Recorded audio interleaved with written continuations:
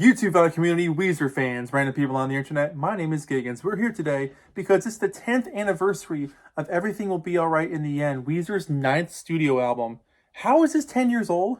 It literally feels like yesterday that this thing came out, and the excitement around it was humongous. Like, to contextualize this album, Weezer had an album out for almost 4 years between Hurley to this album coming out. They were pretty quiet. Gratitude and Hurley at the time were kind of seen as a little uninspired or going in different directions. And Hurley in particular felt rushed and a little sloppy. The vocals were kind of messy. There were some good songs on it, but it just felt like a band lost. Like they weren't sure where they were going. They weren't sure what to do. They rushed released this album. They rushed recorded this album. It didn't feel great.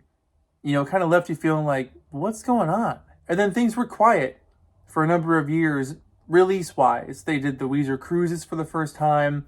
They started writing the next album, which was going to be called Ecce Homo, but never came out. Finally settling on getting together with a new batch of songs, pulling some from the Ecce Homo project, and starting something new, getting Rick Ocasek back into the fold to produce it, who was there for the Green album and the Blue album. And I feel like a combination of time off to focus on writing and being, you know, with their families and just enjoying life a little bit, reconnecting with their fans on the Weezer Cruises, working with Rick, everything kind of blended together to create the perfect package.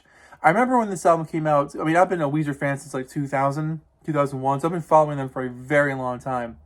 And when Back to the Shack came out as a single, I specifically remember being like, holy crap, like this sounds like Weezer. There's guitars, there's drums, it's a straightforward rock beat. This is what I want. This is what we want. There were teaser videos on YouTube, on their YouTube for months, that told this little teaser story to kind of allude to what the album could be about, because they put a little like mystery behind this thing. But overall, this album really is something special. It's one of Weezer's best. It's one of their most cohesive, strong efforts. The songwriting is unmatched. The efforts, the performances, the spirit on this record is something that needs to be heard, because you hear the hunger in their performances to really make something special. The record is broken up into 3 groups, not necessarily in order, but there's songs on this record that follow 3 groups. There's one called Belladonna, The Panopticon Artist, and Patriarchia. Also, this was their only release on Republic Records. Interesting. The album opens up with Ain't Got Nobody, one of the most refreshing, energetic album openers they had in a while, and for me, one of my favorite album openers of them, period. But this song has such an energy on it that instantly captivates you, and you're glued to your speakers the whole way through. It's heartfelt, it's painfully honest, it's weary, it's all those elements that we love about Weezer, where it's got chunky guitars, heavy hitting drums, a good solo, great harmonies. One thing about this song that kind of sets the tone for the rest of the record is there's a lot of honesty on this thing, which, like, there are elements of storytelling on this record, of course, just like there had been on other Weezer albums, where it wasn't just a point of view from Rivers about his emotional life or what he was going through. This album does have stories, but the stories are told so differently and so much more empathetically and so much more realistic, whereas I feel like the stories on Hurley or even Gratitude feel a little forced and a little too sugary in like the, nah, I'm not really feeling this kind of way. There's great moments on those albums. But with Ain't Got Nobody, there's moments of absolute realism, and those moments travel throughout this record. Going back to the Shack here again, this song for me, like, I know a lot of people when this song came out, they thought it was kind of cheesy, but I thought it was the complete opposite. Like, when I heard that line, maybe I should play the lead guitar and Pat should play the drums with that boom, super heavy hit on the toms, I was sold.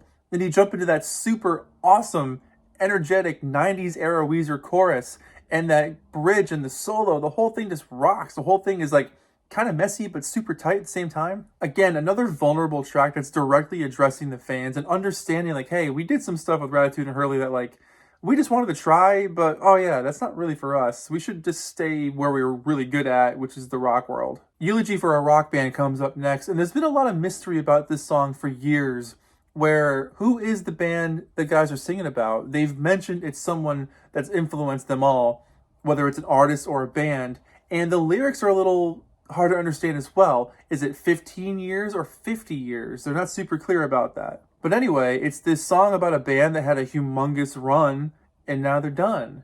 And everything they worked for will one day maybe be forgotten. Kind of like how these guys, Weezer, I think Rivers said in an interview one time, he was like, if we can get to like an eighth of what these guys produced, we would feel like we accomplished something and we'll be long forgotten before those guys ever will. So it's kind of like working hard and knowing that like some generation down the line won't even know who you were anymore or your work. Is it about Brian Wilson and the Beach Boys? Is it about Paul McCartney and the Beatles? Is it about Nirvana? Who knows? Lonely Girl is a song that might date back to the Green Album era called Homely, and maybe Rick Ocasek remembered it, or maybe the guys in Weezer remembered it and thought, oh, we can do that again, but with some more modern techniques and a lot more wisdom and life learned and new guitar chops. Brian's background vocals on this song are so stoked. The drums are punchy and vibrant. The bass is super rich. It definitely has that Green Album era sound, and I'm all for that. But it's got that like maturity, that wisdom of looking back, like remembering what that era was like, but having all your skills and learned wisdom to incorporate into a new performance. It's so good. I've Had It Up to Here is one of my favorite songs on this album because it's so un-Weezer, but also extremely Weezer at the same time. Co-written with Justin Hawkins from The Darkness. How cool is that? This song has a really great guitar riff that permeates the intro and the riffs and the verses. It's a clean guitar that's kind of a start-stop rhythm, which they don't normally play around with stuff like that, but it works so well for them. And Rivers pushes himself vocally in this song so well. Again, another brutally honest song about like opening yourself up and trying new things. And people had their ears up. They weren't listening. They weren't hearing it. It's kind of like, I've had it up to here. I'm giving you everything I got. What do you want? Just a blunt, honest look at their artistry and fan reaction, because if Weezer knows anything about their fans, it's that they are diehard, hardcore, super critical people. But like the way this song escalates until it gets to that bridge and solo section, and the way it transitions back to that chorus again, what a triumphant run. This whole song feels like a victory lap, like an awareness of itself and its surroundings, but being like, all right, it's tough, it's hard, but like, I can do this. Absolute album highlight. The British Are Coming follows that up, and this song is super cool. It opens up with a military march and some good whistling, some good bendy guitars, and it's literally the Paul Revere's Ride kind of thing. That line, punk-ass redcoats, tell me where to go, what to do, where to go, like, that's such a good line, punk-ass redcoats. It's so good. The bridge on this song is like the most exciting military march ever. Like, if you could imagine like a Revolutionary War kind of thing where like there's like, one set of people over here, another set of people over here, they're about to like battle each other old school style, and you can just imagine hearing this in the background, how like charged up everyone would be like, yeah, Weezer's got our back, we can do this. Also, the guitar solo on this thing is perfect.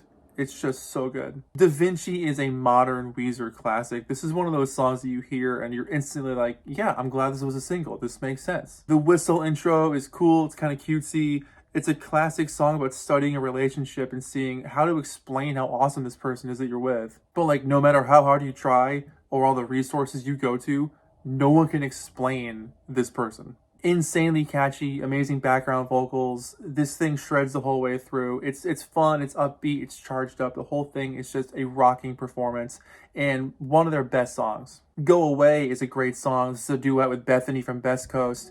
And I love this track. This back and forth works so well. Their voices blend so beautifully together. Like, they have the same sort of delivery, the look of the relationship, and like the accepting of the other person's take. It's such a cool back and forth. It definitely sounds a little Green Album-y for me, but I like that album, so it's fine with me. But it's got that sort of updated maturity like I mentioned before, kind of like with Lonely Girl. But I like the escalating tension throughout this song. It almost feels like there's a resolve, even though there kind of isn't, but it works really well. Cleopatra follows that up, and this is one of the most fascinating songs in the Weezer discography that's been released. There's nothing like this song in their discography. You have this cool chugging acoustic guitar, the harmonicas that are very Blue Album-esque, eventually getting up to a very Weezer-esque chorus, which, sounds like them, but I think that the bridge is more of a euphoric kind of thing that they normally write. And then you get to like, maybe I call it like the extended bridge, that 5, 10, 15, 20, 25, 30, 35, 40 bit. They repeat that a few times. And that's like straight out of their metal days. Like, you can hear the metal influence in that section. The solo again on this thing is fantastic. The way it just blows up to the end and comes back to that chorus. And I love that it ends with that 5, 10, 15, 20 moment. What a bizarre little song, but it works so well. Foolish Father, I guess you can almost call this the last song on the album. because the last three, the Future Scope trilogy, I see as like something completely different from the rest of the record, unless I'm completely reading this wrong. But Foolish Father for me feels album closer-y. Lyrically, it's looking for forgiveness, you know, and musically, the verses have almost like an eeriness to them until the song builds throughout and becomes this joyous, euphoric, humongous choral, expansive chorus where they sing everything will be all right in the end over and over and over again. And it's kind of like all the pain you went through throughout this song, you find the happy ending. It's such a cool way to close the track out. As I said, the Future Scope trilogy closes this record out with The Wasteland, Anonymous, and Return to Ithaca. And mostly instrumental, except for Anonymous having some lyrical sections in it. This is some of the best work Weezer has ever put out. If Weezer only ever put out these three songs, they would be heralded as one of the best bands of all time. It's absolutely insane.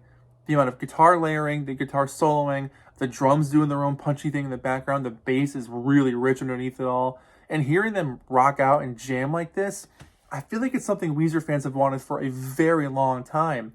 Hearing them just have fun and wear all their influences on their sleeve between pop rock, hard rock, some metal influence, and blending them all together to create a very unique Weezer feel is a truly impressive piece of work. I absolutely love how this thing ends in this humongous explosion of feelings and thoughts and ideas just expressed by music. When you can tell a story with guitar solos and pounding drums, you've done something right. And Weezer absolutely nailed these three last songs. If you hear anything from this album, put those last three songs on. They're going to blow your mind. Here's the back cover. It's a continuation of the front cover. And there is a gatefold where it has a bunch of thank yous and more artwork inside. Here's the record itself in a plain white sleeve with reels for the labels.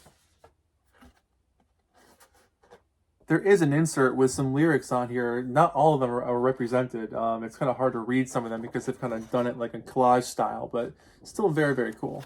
I also just found this buried inside the jacket, the hype sticker.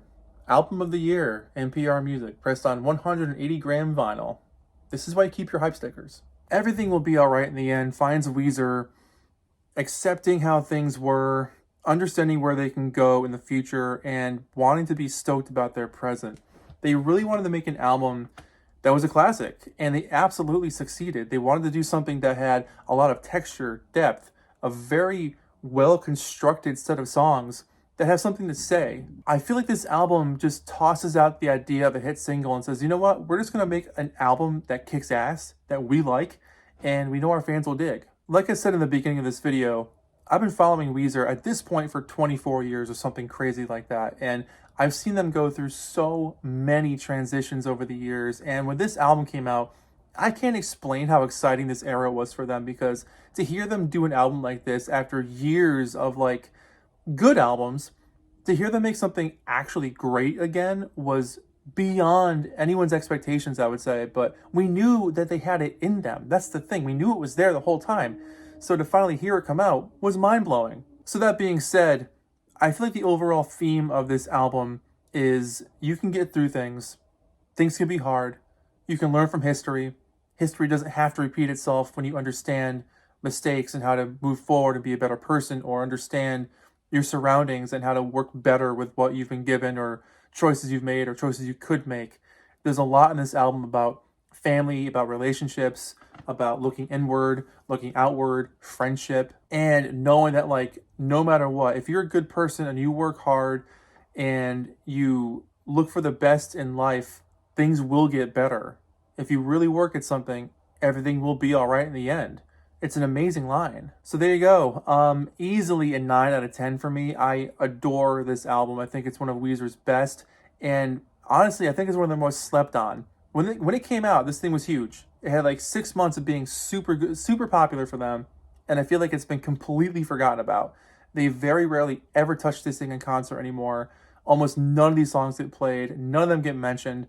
If you talk to a casual Weezer fan, they might bring up the White Album more, or even like Pacific Daydream more than this album. This thing is something that they need to be proud of, and so I'm sure they're proud of it, but like this thing needs to be in the Weezer public awareness way more. So yeah, 9 out of 10. I love this album. It's one of their best. If you haven't heard it, do yourself a favor, check it out. You won't be disappointed. My name is Giggens. This has been Weezer. Everything will be all right in the end. Yeah, an honor to review this thing. How the hell has it been 10 years? 10 years flies by. My name is Giggens. I'll see you guys in the next video. Take care of yourselves. Let me know what you thought about Weezer's album here. I'll see you in the comments. Bye-bye. Everything will be all right in the end.